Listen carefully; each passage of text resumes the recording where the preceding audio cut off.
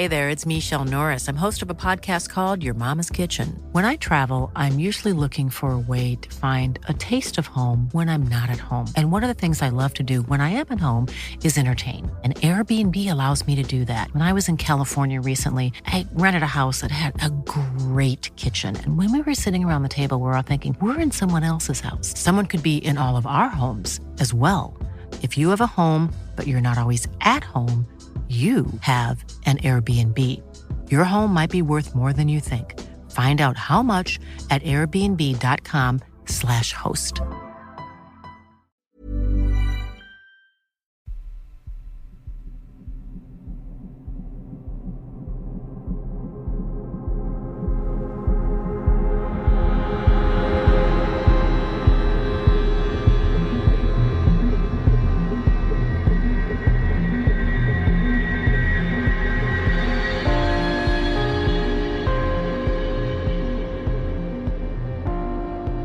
Hello and welcome to episode number 236 of Real Life Ghost Stories.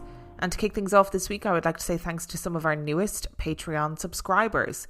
I would like to thank Tracy Sheehan, Riz442, Elizabeth Quintera, Emma, Sally, Melissa Hale, Angie Kohler, and Teresa Loya. Thank you so much for subscribing to the Patreon. I love you and appreciate you every single day. And our film review this week, our film review is Who Invited Them? Who Invited Them was released in 2022. It is 5.5 out of 10 on IMDb and 78% on Rotten Tomatoes. Adam and Margot's housewarming party is a success. One couple linger after the other guests, revealing themselves to be wealthy neighbours.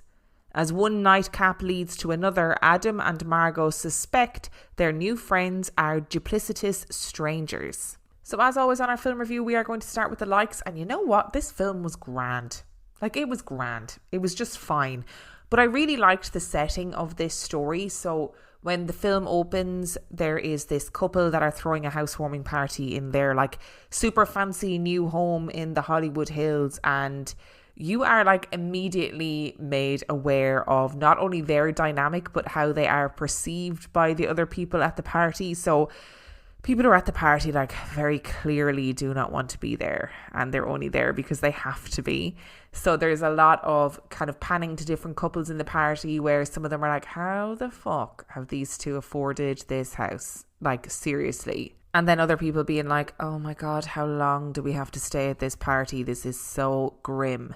And Adam, who is part of the couple, is desperately trying to social climb, and it is very uncomfortable watching him. And he's trying to lick arse to everybody at the party, and he's very clearly giving his wife the absolute ick. And you're watching it as the viewer getting the absolute ick. And of course, you guessed it, they afforded the house because it's a murder house, obviously. And that's not a spoiler. You learn that from the beginning. Their son is having these terrible nightmares at nighttime about his mum and dad being killed, and it's, murder house. That's how they've afforded it. He has obviously kept this a secret from his wife because, of course, what good horror movie husband would ever tell the truth? And there is this great moment in the film where Adam is recounting this terrible murder story, and he keeps getting the details wrong. So he's like, oh no, actually, I think it might have been this. Oh no, actually, I think this might have happened. And every time he changes the detail, we rewind in the dramatization, and the dramatization then changes. And it's a small detail, a small silly detail, but it worked and I really enjoyed it. I did also think that the neighbours who stay behind and who stay there really late, and you're like, ooh, what's the story with these guys? Are they freaks? Or are they terrifying? Or are they just neighbours who are being misunderstood at every turn? I liked them. I thought they were great. I thought they were just the right level of uneasy but also ambiguous to kind of keep you guessing. And this film is completely character driven. So it all takes place pretty much in the one house, aside from a couple of scenes which I will talk about later. And luckily, all four of the lead actors gave great performances. But we're moving on to the dislikes column because it was grand, but it wasn't great. And I felt like there just wasn't enough horror content for me. So it is very character driven, right? But it felt like they forgot it was meant to be a horror film. So all of the scary elements were like shoved in at the very end. To be honest, I was kind of watching thinking, okay, right, when is this going to kick off? Please, for the love of God, can something terrible happen to somebody? Because I've invested a lot of time in this. And when you do get to the end, I don't think it paid off. You know, I don't think the payoff was worth the amount of time that I spent watching the film.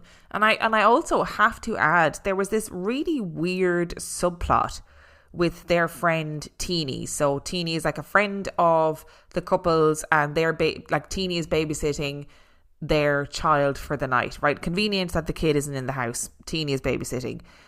And it honestly was such a weird subplot. It didn't seem to go anywhere.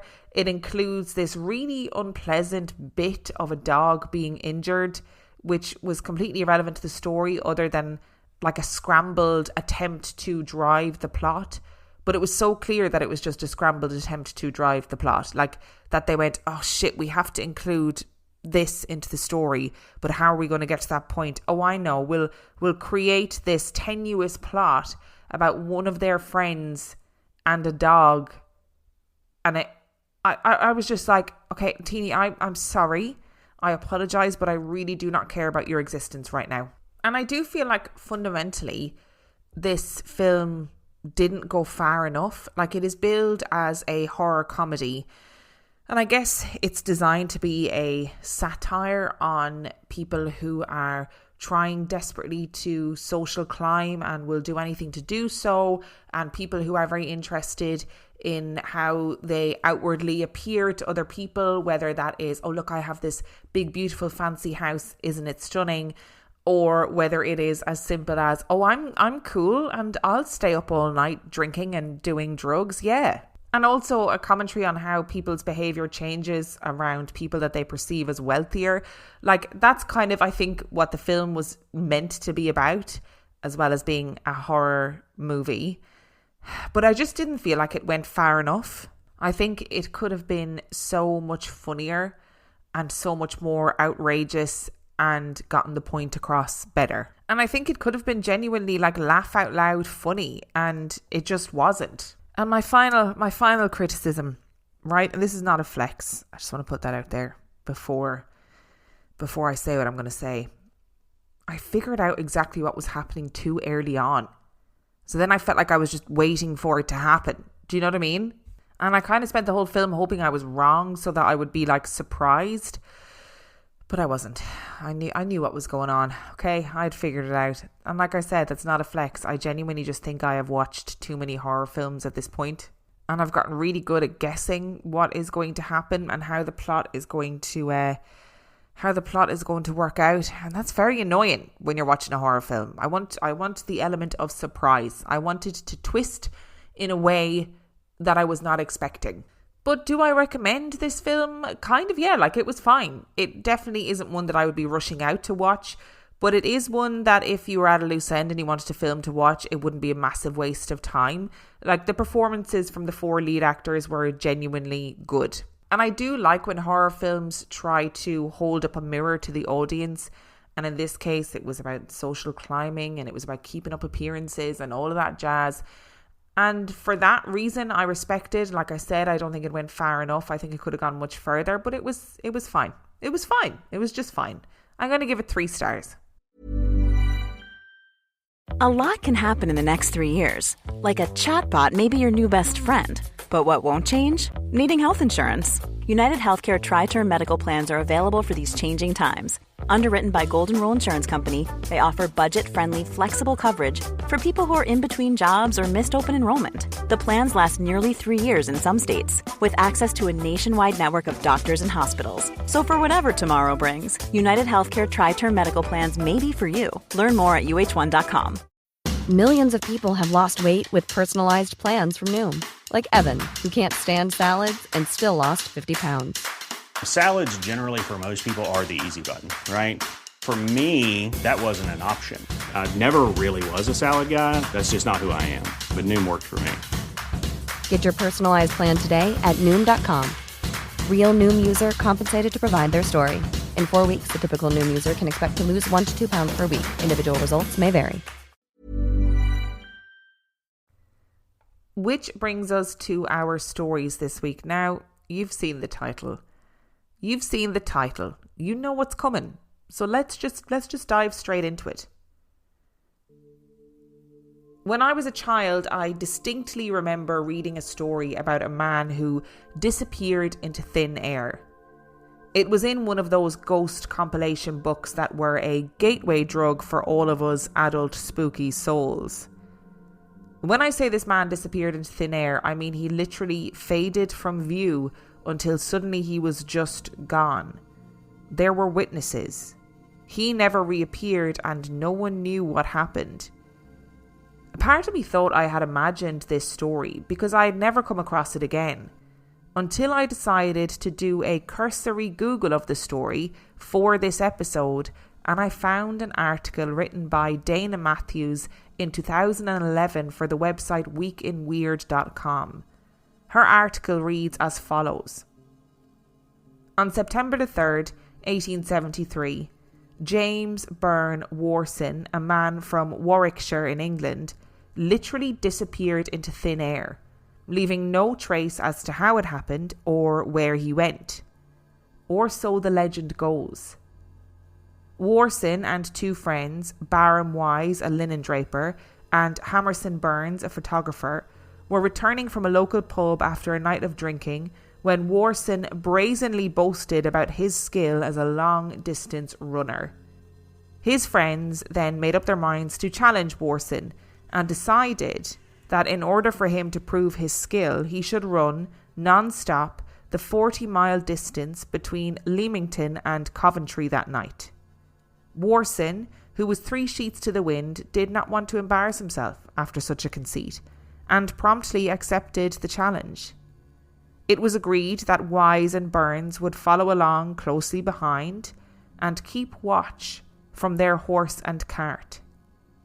And so the race began.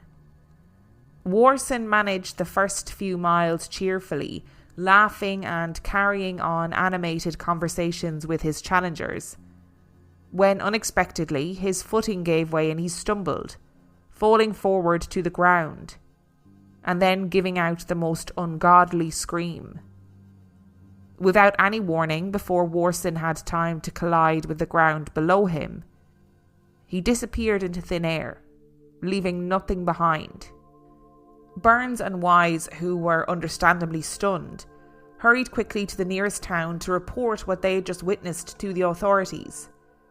They returned to the scene with scouts and searched the woods for many hours that night, and though the area was thoroughly explored in the following days, the body of James Byrne Warson was never found, nor any explanation for the manner in which he disappeared. That is to say, of course, aside from the act of disappearing altogether. This legend, often stated as fact alongside other true stories of mysterious disappearances, is most likely derived from a short story written by American author Ambrose Bierce, titled An Unfinished Race, in which it is positioned as a factual retelling of the tale. This is unlikely, as the first known materialization of the strange yarn appears in Present at a Hanging and other ghost stories written by Bierce. While the legendary tale of James Warson may have a fairly lackluster explanation, the story itself retains a bit of its eeriness when juxtaposed against the rather strange disappearance of Ambrose Bierce himself. In the October of 1913, at 71 years of age, Bierce left his home in Washington, D.C. to tour the Civil War battlegrounds, eventually passing into Mexico and joining the army of Pancho Villa as an observer, witnessing the Battle of Tierra Blanca during the Mexican Revolution. His last known correspondence with the world was in a letter written in the Mexican city of Chihuahua in December 1913, sent to friend and San Francisco journalist Blanche Partington. He closed the letter by saying, "As to me, I leave here tomorrow for an unknown destination. And from that point was never heard from again. To date, no search has ever turned up any substantial clues about what exactly happened to Ambrose Bierce. Some say that he was executed by firing squad, others that he completed suicide, and still there are many who believe that he never went to Mexico at all. Despite the arguments about the fate of Bierce, the one thing that investigators do agree on is that he left no trace. In an odd bit of foreshadowing, Ambrose Bierce had effectively vanished into thin air, much like his literary creation of James Warson. I was happy that I hadn't imagined the story, but I was very disappointed that the story was essentially a work of fiction. But what it does demonstrate is that we as humans are eternally interested in ideas around time and vanishing. Anytime I post content requests, I am inundated with responses from people requesting time slip or glitch in the Matrix stories. And I can understand why. They are stories that happen to completely unsuspecting people, normal people, everyday people doing everyday things. They happen in unexpected places. And while there are some time slips that detail people slipping back to a time or place of grandeur, the famous Versailles time slip, for example, for the most part, people seem to slip back to places that are decidedly mundane. Maybe that's what makes them so compelling. Maybe because of short-form storytelling platforms like TikTok, time slip stories have become decidedly more mainstream. Even more mainstream than they were 5 years ago when we started this podcast. When I did my aforementioned cursory Google to begin the research for this episode, one of the first results was a New York Times article that was an ode to time slips. And this shows that we have really moved beyond time slips simply being stepping into a different period of history. That New York Times article highlighted a story that they had come across somewhere in the dark recesses of the internet. A poster stated that she used to see a woman in her bedroom in a blue bathrobe. This was obviously very disconcerting for her, and she would generally mistake the woman for her mother. The woman's hair was long and reddish brown, and she quickly realised that this apparition was not her mum. It was something else, perhaps a ghost or the creation of a tired brain. Years later, the poster's daughter was now sleeping in that bedroom, and one day, the poster realised that she herself was wearing a blue bathrobe. The same blue bathrobe that she would see on that mysterious entity years before. She had been seeing a future version of herself. Equally, in a recent podcast episode with Jim Harold, he told a story of a hospital worker who saw herself riding in an elevator. There may be more to time slips and, indeed, time than we really care to consider.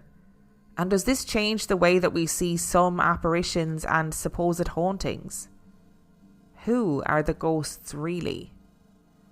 Today's episode will be a compilation of stories taken from different parts of the internet, starting with, bizarrely, Mumsnet. And just to be clear from the start, if any of these stories are repeats, I can only apologise. 5 whole years and over 1,000 episodes later between Patreon and the main feed means that I can't quite keep track of everything. I've told the story on Mumsnet before, but to this day I've never actually told anyone in real life. It sounds so completely ridiculous. I was suffering from postnatal depression, and at the time I was not sure if I was having some sort of distortion of reality. But having checked some of the details, I've come to the conclusion that this did somehow happen to me. I left the house with my baby in the pram to collect my other child from preschool. It felt unusually warm given it was February. I had to take my coat off after a few minutes, and I remember thinking, how odd. It actually feels like summer in the middle of February.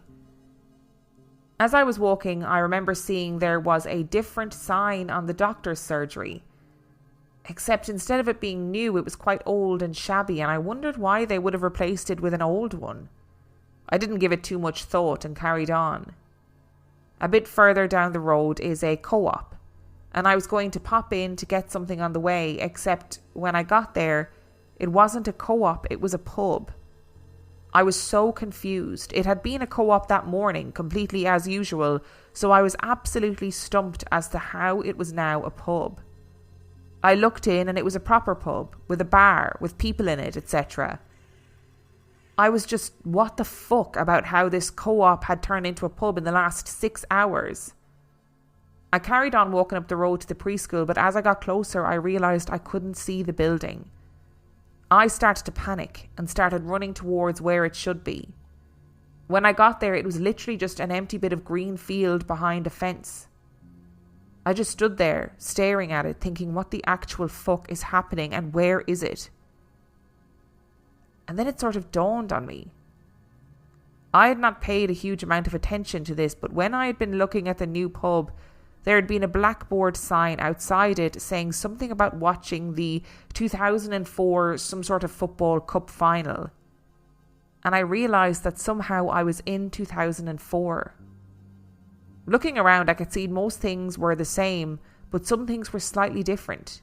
Small things like a house was painted a different colour, a tree where there hadn't been one before. All the cars parked nearby looked a little bit older. I was hyperventilating by this point, thinking, what on earth do I do? I'm supposed to be picking up my child. If it's 2004, he's not even born yet. I've not even met my husband yet. And I'm stuck here with my baby. What the fuck am I going to do?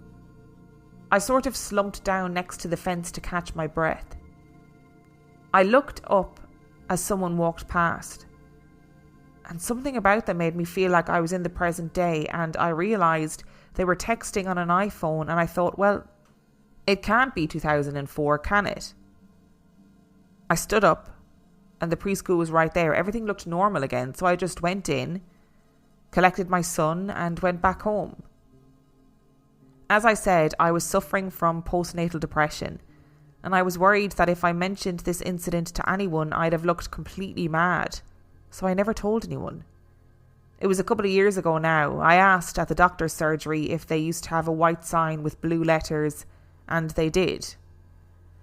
I looked into it, and the co-op did used to be a pub, and I found all photos of it, and it looks identical to what I saw. I didn't even know it used to be a pub.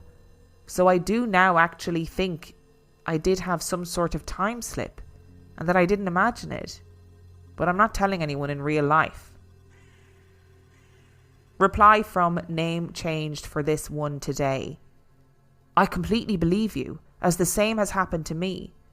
I also thought I was going mad. It was 5 or 6 years ago, and I was walking my dogs through fields behind my house. I decided to extend the walk and went a field further than I usually did. At the bottom of the field there are some woods with a small waterfall, the usual foliage, trees, and the dogs were really enjoying the walk. I followed them to the edge of the woods and came to a 5-bar gate. Beyond the gate I could see a long track, a farmhouse and a van. I remember thinking, gosh, I've lived here years and I've never realised there was another farm here. We're very rural. I stood at the gate and got one of the strangest feelings I have ever had. I truly felt like I'd gone back in time. I cannot explain it. All of a sudden the sun seemed to shine really bright. I looked at the van and realised it was one of those little old ones from the 30s. It was just a really bizarre feeling, and I started to feel scared. I turned and walked back. A few months later I was with my other half and I told him I would show him the farm. We got to the gate. No driveway, just a paddock. No farmhouse, just the ruins of where something had been. I felt like I was going to throw up. I really believe something strange happened that day. What? I don't know. Reply from Cinnamon Soda Pop. Way back in the 80s, I was walking along the Derwent Walk. It is like a bridle path with historical links to an old railway, goes over a lovely viaduct at one point, near Gibbside Manor among other historical places. The surface was mainly large pebbles, suitable for walking or for modern bike tyres. although I always got punctures when I was riding there as a kid. One morning, someone wearing old-fashioned clothes rode past me on a penny farthing. Odd as that is, I didn't think much of it at the time. Since I have realised that penny farthing bikes had solid tyres, and there is no way it could have been riding on such a pebbled, uneven surface. A ghost or a flashback, a time slip, a random historical reenactor from Beamish with special tyres? I'll never know, but it is the only time I ever saw a penny farthing. Reply from Clovercloud. I'm a huge family history nerd, and I love reading old newspapers to see what my ancestors have been up to. And I think I came across a time slip story in an 1898 local newspaper. There was a story about a local man who had walked out into the lane in front of his house. Apparently, he saw hundreds of people in the lane, and terrified he ran to the neighbours screaming about seeing all these people. They went out, just saw an empty lane, but he insisted they had been there. The neighbours by this point thought he had gone mad, which, in fairness, he might have done, and called the police. He told his story to the police, who took him away to calm him down. And then there isn't any follow-up story. Now, 100 years later, that lane is now a main road, and one of the most walked routes into town, with an Aldi and a massive Sainsbury's on it. I wonder if he had experienced a brief time slip. Reply from Squiff70. I absolutely believe you. I am a huge skeptic, and to the best of my knowledge, I haven't experienced anything like what you described. A few weeks ago, I was browsing Mumsnet and read a thread similar to this. One person described how she had been travelling with a companion on a very familiar route by car, and both of them saw an old ancient stone bridge covered in moss. Neither of them recognised the bridge and had never noticed it before. When travelling on that same stretch of road a short time later, the bridge wasn't there. Humans are very ignorant to assume that we know all there is to know. Clearly we don't, and whatever the true explanations, there's a good reason why we don't. Your experience sounds utterly terrifying and bewildering. I've had a few very strange experiences which I can't explain, but nothing on the level that you've described here. Reply from Jester's Tear. I'm not sure this is as spooky as some of the tales on here, but here's one of mine. My hubby and I often drive from our home city to visit family in my old hometown. Almost always we travel home in the dark down A roads through the countryside.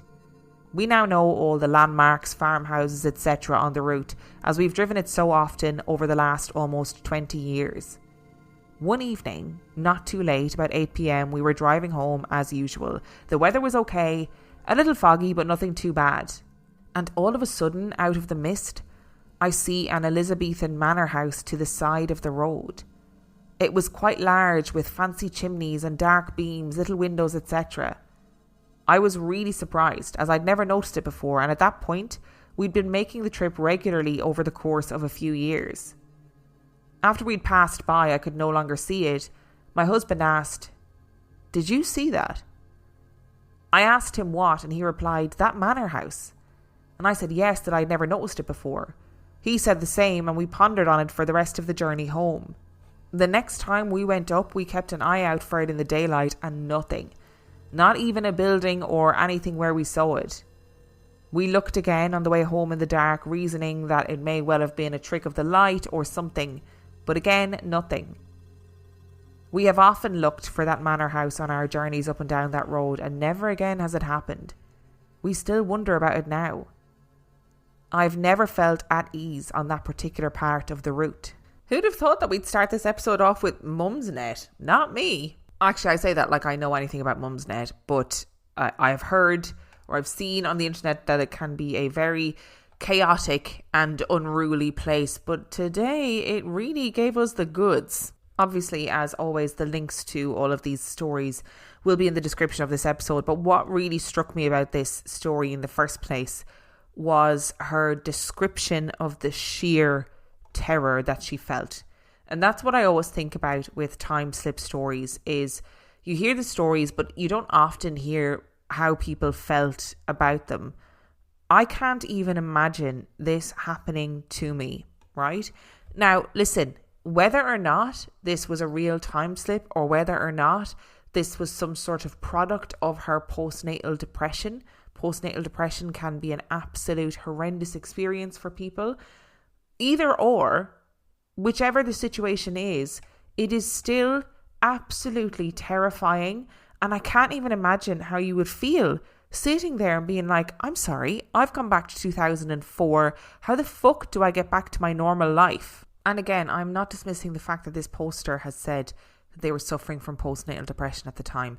I'm very aware that postnatal depression can cause severe paranoia. It can, in extreme incidents, you can slip into psychosis. I understand all of that. And in isolation, maybe you'd go, maybe this story is about postnatal depression. But I feel like it's such a bizarre hallucination or delusion to have for that tiny period of time and for it to be so accurate. And like I said in the beginning, this is not somebody who has slipped back to World War II or slipped back to the medieval period. This is somebody who slipped back to 2004. What was even happening in 2004? It's just such a random sort of nothingy year to time slip back into. And that's why I find this story so compelling. And not just that, but the fact that this person was like, I'm not telling anybody in real life, I'm not talking about this. And all of the replies from people who have experienced something similar. And even in the first response, there was a little tiny detail that really struck me, which was where this was the one where this person was out for a walk and saw the farmhouse with a van outside it that looked like it was from the 30s. And this poster said that the sun seemed to shine really bright all of a sudden. And that is something that I've read in other time slip stories where people say something felt different about the sun or the weather, or everything felt hazy, as in everything looked hazy. Like there is a sense of imperceptible wrongness about the place that you've just stepped back into. Like you're not meant to be there, so you're seeing things slightly differently. I love the comment where the person found the newspaper article and posited that it could be a time slip, which I agree with. That's a very astute observation to make. However, I mean, tabloid newspapers have never changed, have they? Because literally what that article was doing was, haha, look at this man, he's crazy. Which is not very pleasant to think about. But let's get into some more stories. So our next one is a short one, and it comes from the user I am Angeline on Reddit. One evening I was getting out of a Rotterdam subway when I spotted an old friend who I hadn't seen in a few years heading into the subway too. I call out his name, he turns, waves and makes the call me gesture. The doors closed and the subway rode off. 30 seconds later my phone rang. It was my friend, who had told me he had just seen me as he got on the train heading home from the bar. Apparently I had grinned, waved and gestured, call me, then the door shut and the train drove off. I lived in Rotterdam, and at that moment, he was 200 kilometres away. This feels like some sort of glitch in the Matrix story, right? And like I said, I sort of included glitchy stories and time slip stories because people cannot get enough of them. And I don't understand what the purpose of this is. You know, it's not like there was some sort of, I don't know, impending doom and the universe saved them both or one of them. It's just so odd. And also it's not like they caught a glimpse of somebody who they thought, oh, that looks like my friend. It was grinned, waved, call me gesture, but they see the other person and they're 200 kilometers away from each other. Like, what? And look, there is always the possibility with these Reddit stories, these Reddit comments from users. Of course, there's always the possibility that somebody is making things up for likes on Reddit, or upvotes, I think they're called on Reddit. I get it, all right? But for now, we're not even entertaining that option. We're engaging with the belief that these stories are true as they are presented to us. Okay? That's what we're going with. And our next story comes from a now deleted user on Reddit. Let me start by saying I worked in an assisted living centre for the elderly, and this is not a ghost story. At my job, we had one partner with us on every shift. This night, I was working with Jessica. We were doing the swing shift, 3 p.m. to 11 p.m. I was in the kitchen cleaning up the grill after dinner, and I see Jessica cleaning the tables in the dining room about 5 feet away from me. I ask her if she wants to put another pot of coffee on, or if we still have enough from after serving the residents. She didn't respond, which is unusual because we weren't having a bad night or fighting or anything like that. I ask again and don't see her in there anymore. 5 minutes later, Jessica comes down from a hallway and I say, "Hey, wait, where were you?" She says that she was helping Helen to bed. This is a common task for the time of night and takes about 20 minutes because Helen has severe dementia. I say, "That's crazy. I swear I saw you in the dining room while I was cleaning the kitchen, but it couldn't have been you, actually. The person I saw was wearing a pink sweatshirt and sweatpants." As Jessica is standing in front of me, I can see she's wearing a black top and blue jeans. She turned slightly pale and her mouth dropped open. Finally, she says, "That's what I was wearing last night. This lady from across the street gave us 3 bags of clothes she didn't want anymore, and I picked out the pink sweatsuit and I put it on last night to see if it would fit, and then I kept it on for the rest of the night. So the tale stops here because I'm pretty freaked out over it. This kind of thing hasn't ever happened to me before in such an obvious way. First of all, let me say I live 20 minutes drive out of town and I only worked there on the weekends. I was not even in town the night before when Jessica was on shift. Also, that outfit she got was new, well, to her anyway, so I wasn't using a remembered image of her if my eyes had played a trick on me. I had known Jessica for about 3 years by that point, and she wasn't one to lie or weave stories for amusement. I'm still freaked out over what could have occurred, but I know what I saw." Insert uncanny theme music right there. I would sing it for you, but I don't want to assault your ears in that manner. And I think this story in particular encapsulates why people are so interested in time slips or glitch in the matrix stories, because they are so mundane. But it also feels like in this particular story, the experiencers have the luxury of specifics in that they're able to pinpoint an exact time when they were wearing that particular outfit and able to say, "No, it's only an outfit I got last night. You know, I got that for the first time. It's the first time I've ever worn it." Which begs the question, how many of these mundane, nothingy time slips are happening every day and people aren't realising that they're happening? Like if the original poster and Jessica had a specific work uniform and she had seen her in that work uniform, she probably wouldn't have thought twice about it and probably would have assumed, "Oh, she just didn't hear me," or whatever, and forgot about it and moved on. And the more that we engage with these kind of stories, the more I think that time just isn't linear, and that maybe some ghosts or some apparition sightings are just the result of time slips. Like, did Jessica not answer because she actually couldn't hear the original poster because she was in a different timeline? It just makes my brain hurt even thinking about it. And the next story comes from You're a Moron. Not you, that's the username. I was catching a Sky train in one particular city about 15 minutes from where I get off. While I wait, there was a woman with glazed eyes asking people for money. She came up to me, stopped briefly and asked, "Excuse me, could you spare some money? My brother is in the hospital and I'd like some money to buy him some flowers." That's rich, I thought. Drug addicts are getting more and more obvious with their lies. "Here's $5. I gave it to her without even looking her in the face, convinced of her intentions. Anyways, my train pulls up and I get on. I look through the glass at her walking around, asking others for money as the train pulls away. The train arrives at the station 15 minutes later, and I walk down and out to the bus stop. There is only one bus the direction that I'm going, and just my luck, it is there waiting when I get off the train.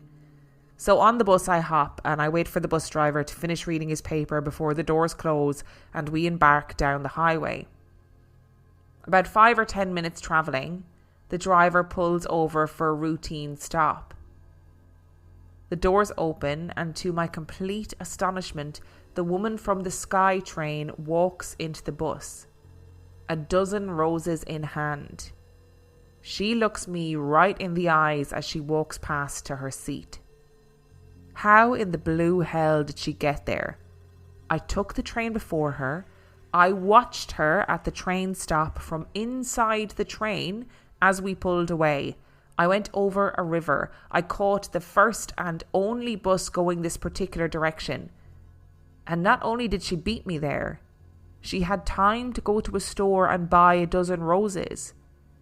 To this day, I have no idea how this happened. So many people in the comments for this particular story were like, okay, dude, this was some sort of test and you passed. And it is really mind-boggling when you think about it. Like, how did she get there? Like, if it was a different person that the original poster had mistaken for that particular woman, isn't it weird that she was also carrying a dozen roses? And look, I'm not a religious person. I'm not big on the whole God stuff. But like, I don't know. This sort of feels like the universe's way of being like, hey, don't be so judgmental. And it kind of reminds me of, you know, those stories that we get every so often where people meet somebody in the wild, you know, wherever it is. They're walking in the grocery store and they walk past somebody who is just ethereal for whatever reason.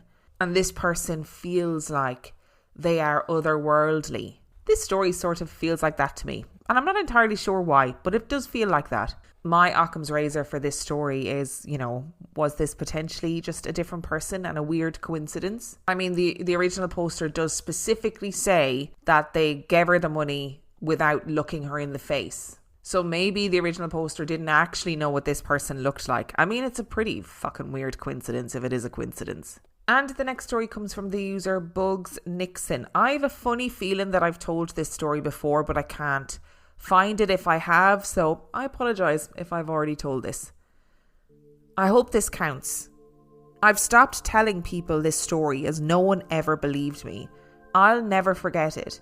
It's been driving me crazy for 30 years. When I was a kid in England in primary school, around 1987-ish, a new kid joined the school on a temporary basis for a term. He had an American accent and was ginger. His name was Lee. Before he left us, he brought into school what today would look sort of like a tablet computer. But this was very thin with brown tanned glass. He had cartoons on it. He totally loved cartoons and movies. I swear this happened. I didn't dream it. It was amazing.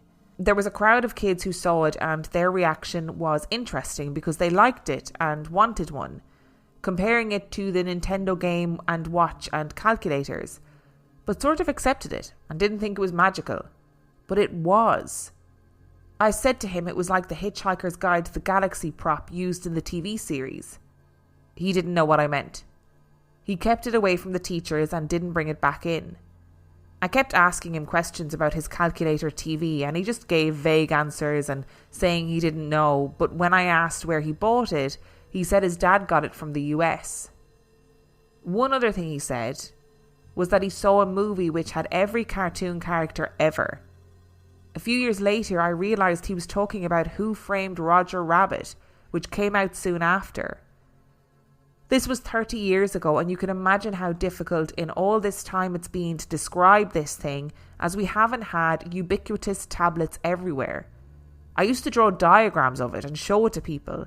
I went crazy when I saw the Tom Hanks movie Big, the scene where he pitches a handheld comic book video device. My parents just sort of acknowledged it, just humouring me. When Star Trek TNG came out and the pad was shown on screen, I went, that's it! That's the thing! Eventually the tablet PC came out and I remember thinking, finally, at last. The video iPad was further confirmation. Today, it's obvious that it was a tablet computer, and my story sounds more convenient and bullshit. I suppose I could track down some of the other kids on Facebook to prove this. I bet they would remember.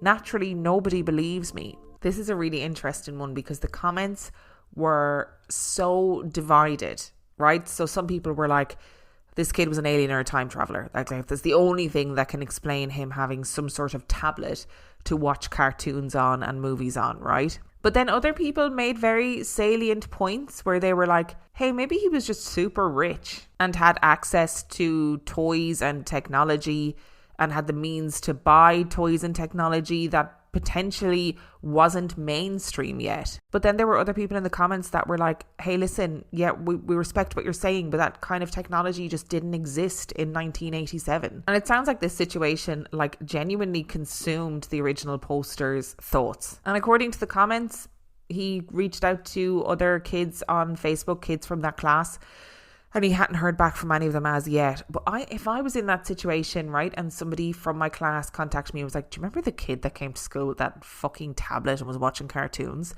If that was something that I had noticed and even in hindsight been like, that was really weird, I would immediately be writing back on Facebook being like, yeah, I do remember. How weird was that? I have a whole episode coming up, hopefully sometime soon, about out of place artifacts. So things that have been found around the world that don't seem to fit in to the timeline, our history timeline. The problem with that is that a huge amount of these out of place artifacts have actually been very, very scientifically debunked. So it's difficult to wade through what are really mysterious and what are just clickbait mysterious. And I have one more story for you today, which comes from Classic Jenny.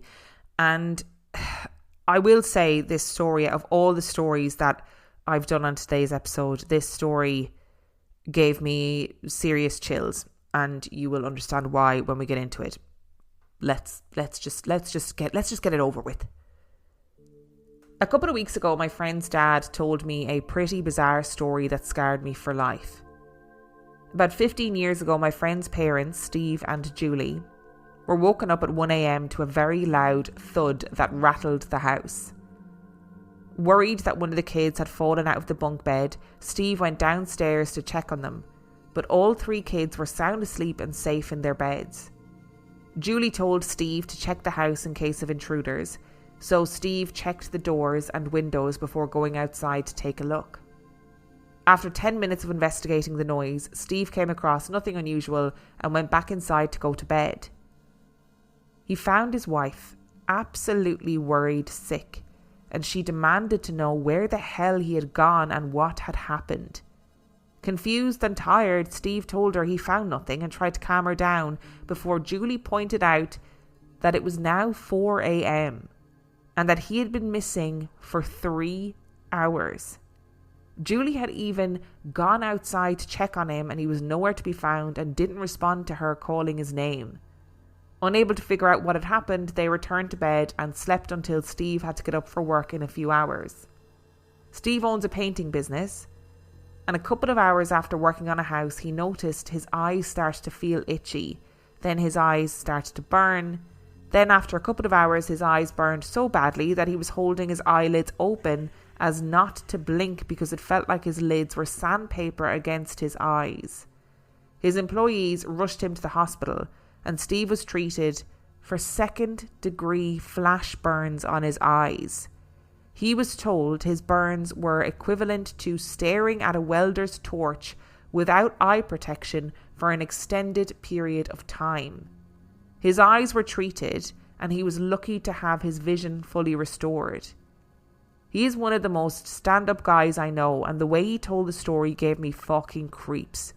Dead serious, and no explanation for what happened. His wife was there too, and she was visibly upset when he was telling me that story. Oh God, that made me feel so funny, and I just hated it so much.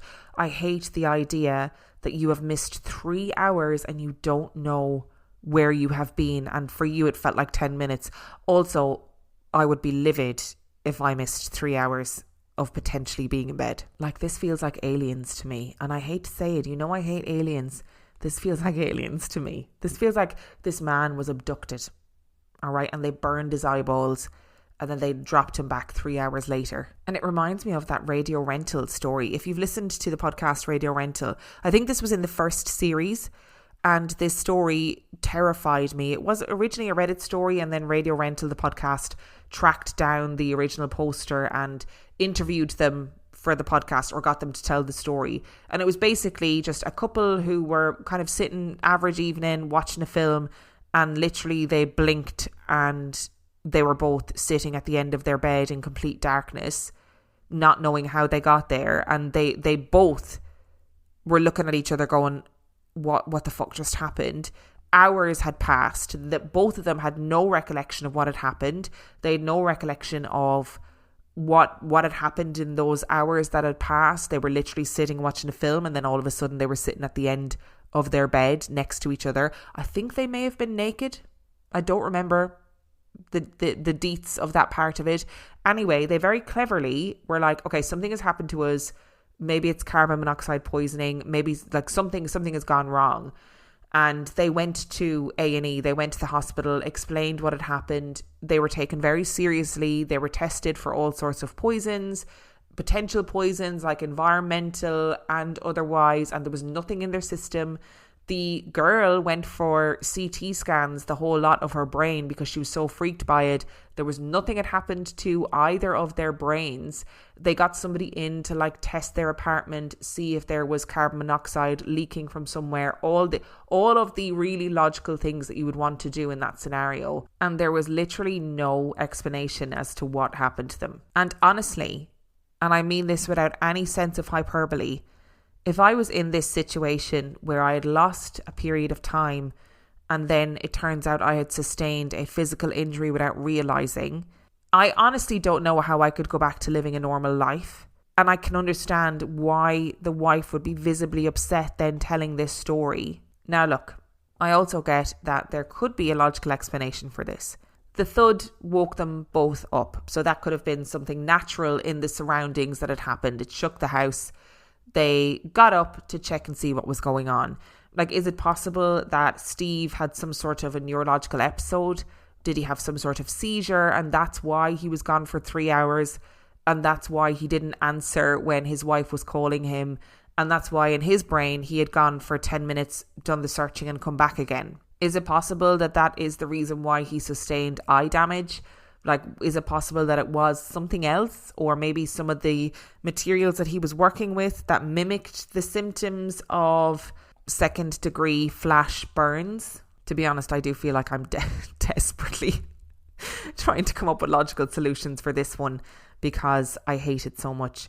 I think for me, I just hate the idea of not being in control, and I hate the idea of not knowing what happened in that period of time. It honestly would really mess with my whole psyche and sense of being, for sure. And to be honest, I think this whole episode has really messed with my sense of self and my psyche and my sense of well-being. So after recording this, I think I'm just going to go and stare into space. And when this comes out on Sunday, I'm kind of expecting that you might stare into space too. But I'm not hoping you will, because I don't want to inflict that on you. Thank you so much for listening to today's episode. As always, the links to all of the places that I got these stories are in the description of this episode. If you've got a story that you would like to send into the podcast, you can do so by emailing it to reallifeghoststoriespodcast@gmail.com. You can also check out the website reallifeghoststoriespodcast.com. And if you are desperate for some extra content, you can subscribe to the Patreon.